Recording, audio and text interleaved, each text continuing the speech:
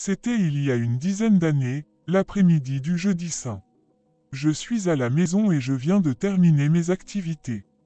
Au fait, il n'y a pas un office aujourd'hui. Je regarde la feuille des horaires de messe accrochée sur le réfrigérateur. Il y a bien un office, à 15h30. Coup d'œil sur la pendule, pas le temps de faire autre chose, juste celui d'enfiler un imperméable et d'y aller à pied. Ce jour-là, les chaises dans l'église sont disposées en cercle autour de l'allée centrale où est placée la table de l'Eucharistie. L'assemblée est constituée essentiellement de personnes âgées. Je ressens une atmosphère priante et recueillie. Je m'installe et, comme souvent, je doute. Le Seigneur veut qu'on l'aime. Je dois l'aimer, mais comment faire pour aimer quelqu'un qu'on n'a jamais vu? Emplissez-moi de votre présence comme vous rempliriez une cruche vide, car c'est bien ce que je suis, une cruche. La messe commence. Le prêtre nous propose d'ouvrir les mains et de prier le Seigneur, de nous emplir de sa présence. Pour ma part, je traverse une période dépressive. Je me sens vide de moi-même, vide de toute richesse intérieure.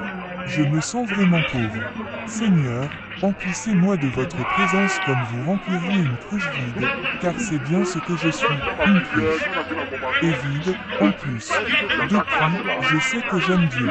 Et soudain, quelque chose se passe.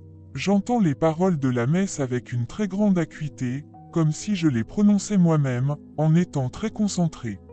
Pas de flottement, d'inattention, chaque parole du prêtre pénètre en mon cœur.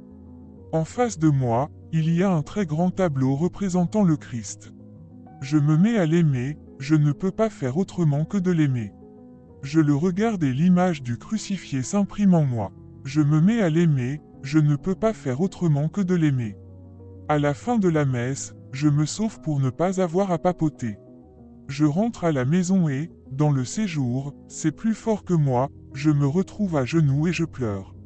Depuis, je sais que j'aime Dieu. À chaque fois que je passe devant un calvaire sur le bord de la route, que je regarde la croix fixée en face de notre lit, les mots me viennent tout seuls aux lèvres, Jésus, je vous aime.